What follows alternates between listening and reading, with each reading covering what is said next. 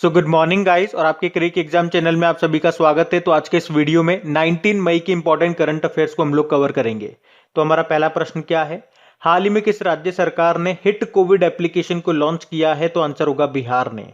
तो अभी बिहार सरकार ने राज्य भर में घर पर आइसोलेशन में रह रहे कोविड 19 रोगियों की नियमित ट्रैकिंग सुनिश्चित करने के लिए ये हिट कोविड एप्लीकेशन को लॉन्च किया है। यहाँ पे हिट का मतलब हो गया होम आइसोलेशन ट्रैकिंग। तो स्वास्थ्य कार्यकर्ता हर दिन घर पर मरीजों का दौरा करेंगे, उनका टेम्परेचर, उनका ऑक्सीजन लेवल मापने के बाद एप्लीकेशन में डेटा फीड करेंगे। तो किस राज्य सरकार ने हिट कोविड एप्लीकेशन को लॉन्च किया? बिहार ने। अभी आपको याद होगा छत्तीसगढ़ ने महतारी दुलार योजना शुरू की थी। पंजाब का भी 23वां जिला बना है मलेरकोटला, संगरूर जिले से अलग होकर के। और उड़ीसा अभी मनोज दास अंतरराष्ट्रीय साहित्य पुरस्कार शुरू करने की इसने घोषणा की है। लेकिन यह बात हो रही है बिहार की। तो ये रहा मैप में बिहार। देखो बिहार की कैपिटल क्या है? पटना है। मुख्यमंत्री है नीतीश कुमार और यहाँ पे दो डेप्यूटी सीएम है, एक तो तार किशोर प्रसाद और रेणु देवी। जो रेणु देवी है ये बिहार की पहली महिला डेप्यूटी सीएम है। गवर्नर है फागू चौहान। अभी बिहार ने संपत्ति स्वामित्व योजना को शुरू किया था। अभी देश का पहला राज्य बना बिहार अपने टेक्स्ट बुक्स के लिए ई लाइब्रेरी तैयार करने वाला। उसके अलावा 2 हरित ऊर्जा कुशल शहर वाला भारत का पहला राज्य भी बिहार ही है। और वो 2 हरित ऊर्जा कुशल शहर कौन से हैं? एक तो राजगीर है और एक बोध गया। राजगीर से आपको याद होगा पूर्वोत्तर भारत का पहला ग्लास ब्रिज बना है नालंदा जिले के राजगीर में। उसके अलावा इथेनॉल संवर्धन नीति को लागू करने वाला देश का पहला राज्य बिहार ही है, जबकि भारत के पहले इथेनॉल प्लांट की स्थापना की जाएगी छत्तीसगढ़ में। अभी उद्यान महोत्सव 2021 का भी आयोजन किया गया था बिहार में। अच्छा, भारत का पहला और एकमात्र डॉल्फिन वाइल्ड लाइफ सेंचुरी ये आपको मिलेगा बिहार में, Vikramshila gangetic dolphin wild life sanctuary. और बिहार के पटना में ही भारत का पहला डॉल्फिन रिसर्च सेंटर भी खुला है।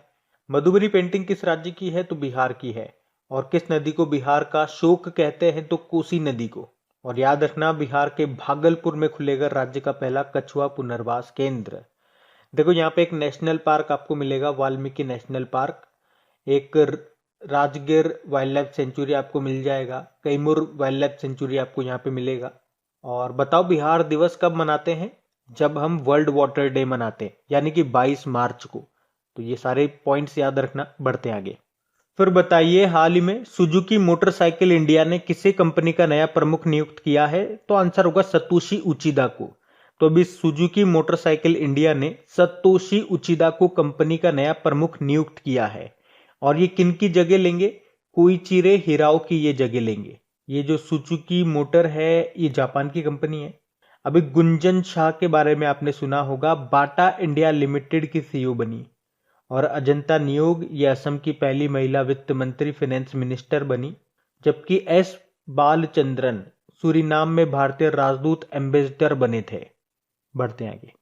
फिर अगला प्रश्न है, अभी हाल ही में विश्व एड्स वैक्सीन दिवस ये कब मनाया गया? तो आंसर होगा 18 मई को।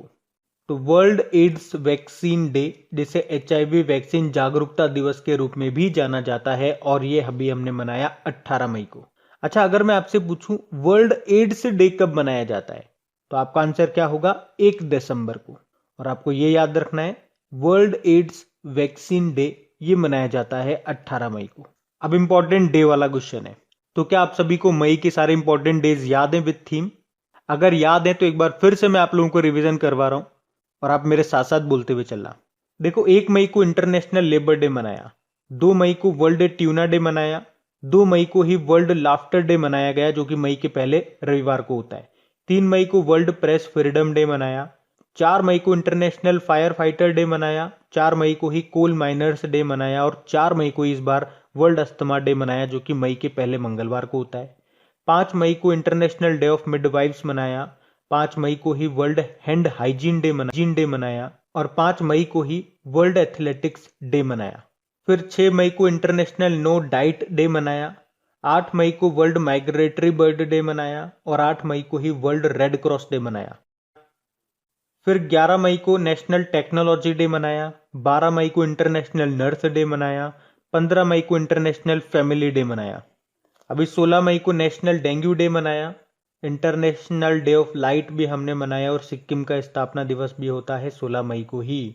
एक और डे हमने पढ़ा था 16 मई को, विश्व कृषि पर्यटन दिवस, वर्ल्ड एग्रीकल्चर टूरिज्म डे। फिर 17 मई को वर्ल्ड हाइपरटेंशन डे मनाया और 18 मई को इंटरनेशनल म्यूजियम डे मनाया था हमने। तो मई के ये इंपॉर्टेंट डेज हैं, ये आपको याद होने चाहिए इसी सीक्वेंस में। और जब भी डे वाला क्वेश्चन आता है मेरी कोशिश रहती है हर बार मैं आपको रिवाइज करवाऊं। तो अगर आप भी हर बार हमारे साथ रिवाइज करते होंगे, इनको बोलते होंगे, तो ये आपको जल्दी याद हो जाएंगे। बढ़ते आगे। फिर बताइए, हाल ही में किस राज्य में मारू गांव कोरोना मुक्त गांव अभियान शुरू किया गया? तो आंसर होगा गुजरात में। आपको बताइए जो कोरोना की दूसरी लहर है अब ये गांव में भी काफी ज्यादा फैल रही है।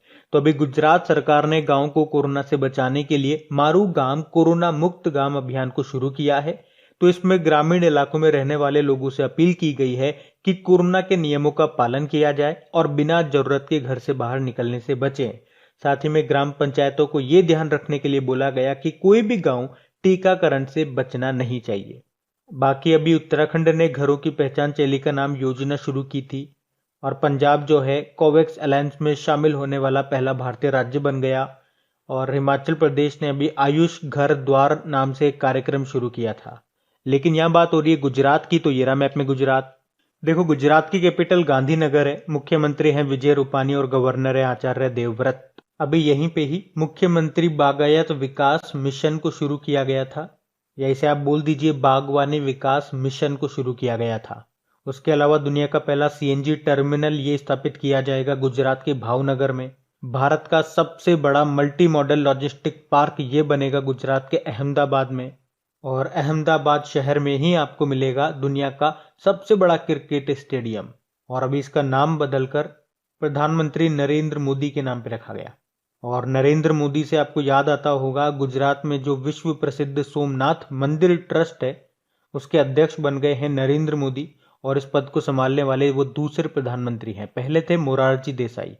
अभी गुजरात ने ड्रैगन फ्रूट का नाम बदलकर कमलम कर दिया था। और उसके अलावा गुजरात के लोथल में भारत का पहला समुद्री संग्रहालय भी स्थापित किया गया, और भारत का पहला डायनासोर पार्क व म्यूजियम ये भी गुजरात में बना है, गुजरात में महिसागर जिले में। यहीं पे ही मुख्यमंत्री महिला उत्कर्ष योजना भी शुरू की गई थी। उसके अलावा देश का पहला प्रवासी सेल ये सूरत में खोला गया। सूरत ये तापी नदी के किनारे स्थित है, जिसको डायमंड सिटी और सिल्क सिटी भी बोलते हैं। और उसके अलावा भारत की पहली लिथियम रिफाइनरी ये स्थापित की जाएगी गुजरात में। और अहमदाबाद में बनेगा देश का सबसे बड़ा कार्डियक अस्पताल। उसके अलावा फायर सेफ्टी अप्रूवल के लिए online portal fire safety compliance portal को शुरू करने वाला पहला राज्य आपका गुजरात ही है। उसके अलावा दुनिया का सबसे बड़ा हाइब्रिड नवीकरणीय ऊर्जा पार्क ये स्थापित किया गया गुजरात के कच्छ में, जिसकी कैपेसिटी है 30,000 मेगावाट। और दुनिया का सबसे बड़ा खिलौना संग्रहालय ये भी गुजरात में बनाया जाएगा। और दुनिया का सबसे बड़ा ग्रीन फील्ड जिंक स्मेल्टर ये भी स्थापित किया जाएगा गुजरात में। तो गुजरात से ये सारे इंपॉर्टेंट पॉइंट्स आप याद रख सकते हैं जो अभी रिसेंटली न्यूज में थे। हम बढ़ते हैं आगे।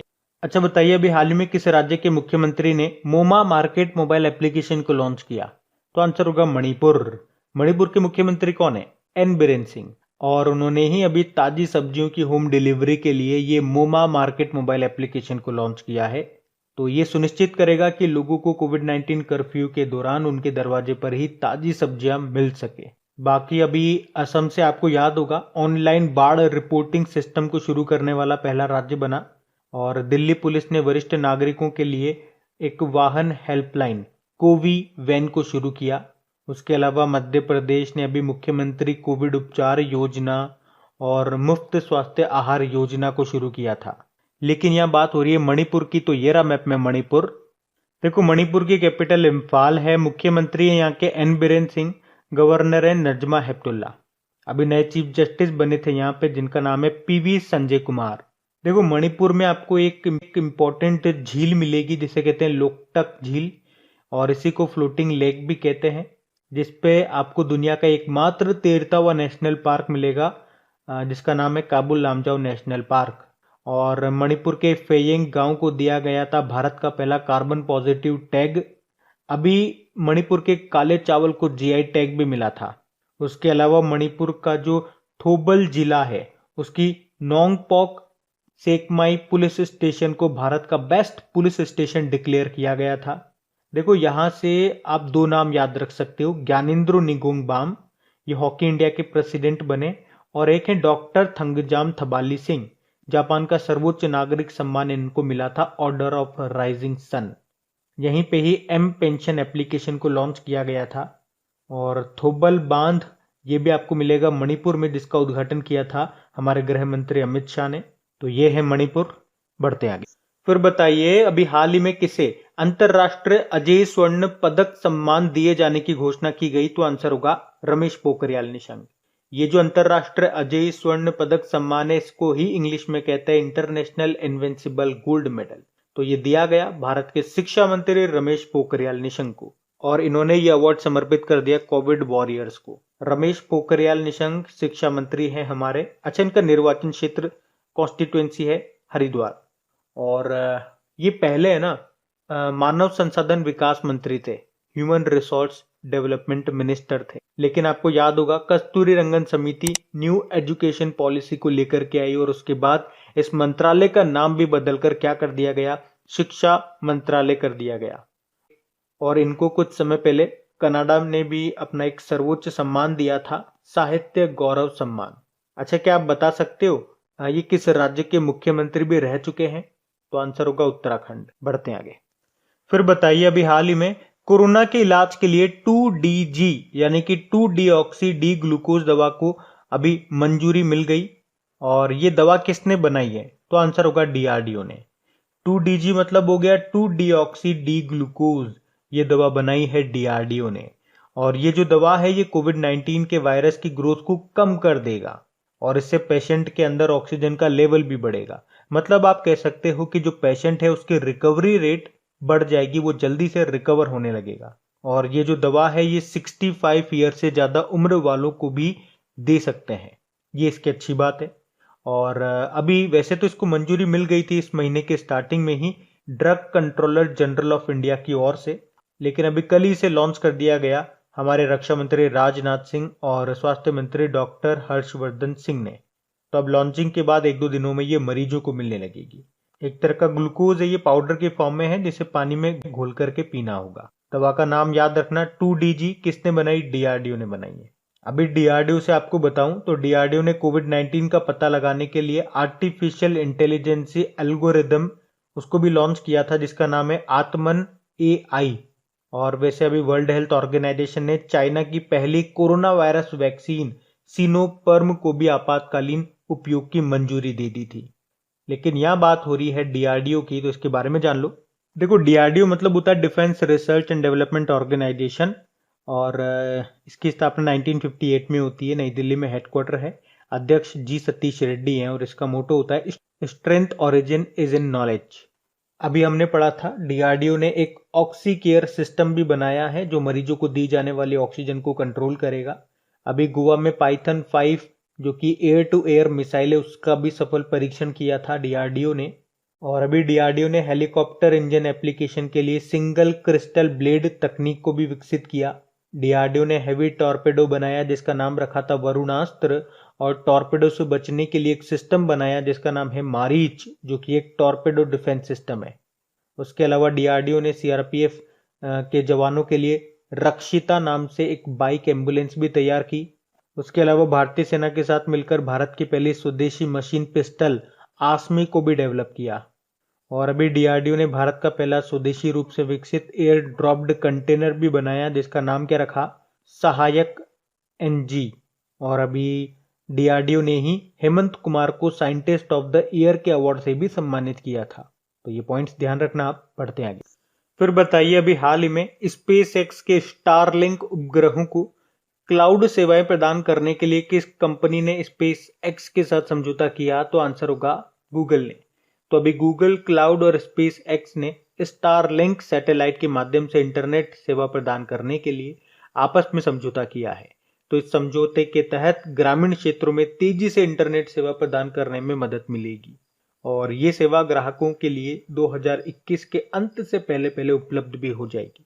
और आपको देखो, यहीं से एक पॉइंट में याद दिला दूं, इससे पहले भी माइक्रोसॉफ्ट ने अपने एज्योर क्लाउड को स्टारलिंक से जोड़ने के लिए स्पेस एक्स के साथ इसी तरह का एक समझौता किया था। स्टारलिंक ये एक परियोजना है जिसके तहत स्पेस एक्स का लक्ष्य है अंतरिक्ष आधारित इंटरनेट प्रदान करना। अब बात गूगल की है तो इसके बारे में जानो। देखो, गूगल की स्थापना हुई थी 1998 में और इसका हेडक्वार्टर मिलेगा कैलिफोर्निया यूएस में। इसके फाउंडर दो जने थे, लैरी पेज और सर्जे बिन, और गूगल की पेरेंट कंपनी है अल्फाबेट और जिसके सीईओ कौन है? गूगल और अल्फाबेट के दोनों के सीईओ हैं सुंदर पिचई। अभी आपको याद होगा गूगल ने वुमेन विल नाम से एक वेब पोर्टल भी लॉन्च किया था और भारत में गूगल क्लाउड के नए मैनेजिंग डायरेक्टर बने थे विक्रम सिंह बेदी। उसके अलावा आईसीआईसीआई पहला बैंक बना फास्टैग के लिए गूगल पे के साथ समझौता करने वाला, तो ये भी आप ध्यान रख सकते हैं। बढ़ते हैं आगे। फिर बताइए, हाल ही में किस देश में 7.3 करोड़ साल पुराने डायनासोर की नई प्रजाति टिलेटोलोफस गैलोरम के अवशेष मिले हैं? तो आंसर होगा मैक्सिको में। टिलेटोलोफस गैलोरम, इस प्रजाति के डायनासोर के अभी अवशेष मिले जो कि 7.3 करोड़ साल पुराने हैं। कहां पे मिले? मैक्सिको में। और ये बताया गया कि ये डायनासोर वेजिटेरियन हुआ करते थे, काफी शांतिप्रिय डायनासोर हुआ करते थे और इनके सर पे मुर्गे की तरह एक कलगी भी हुआ करती थी। और डायनासोर से आपको याद होगा अभी कुछ समय पहले मेघालय में भी 10 करोड़ साल पुराने सॉरीपोड प्रजाति के डायनासोर मिले थे। और जापान में भी एक नया डक बिल डायनासोर यामाटोसॉरस डायनासोर खोजा गया था। अच्छा, जीवाश्म के अध्ययनकर्ता को क्या कहते हैं? पैलेंटोलॉजी कहते हैं। क्या कहते हैं? पैलेंटोलॉजी। तो यहाँ पे बात मैक्सिको की है, तो ये रहा मैप में मैक्सिको। देखो, इसकी कैपिटल मैक्सिको सिटी है, करेंसी है मैक्सिकन पीसो और प्रेसिडेंट है एंड्रेज मैनुअल लोपेज एब्राडोर। मैक्सिको से कुछ याद आता है क्या आपको? याद आना चाहिए। अभी मैक्सिको की है एंड्रिया मेजा। अब याद आया? मिस यूनिवर्स 2020 चुनी गई है ये एंड्रिया मेजा, जो कि मैक्सिको से ही है, याद रखना। बढ़ते आगे। फिर बताइए, वर्ष 2021 के पहले चक्रवाती तूफान का नाम क्या है? तो आंसर होगा तोकाते।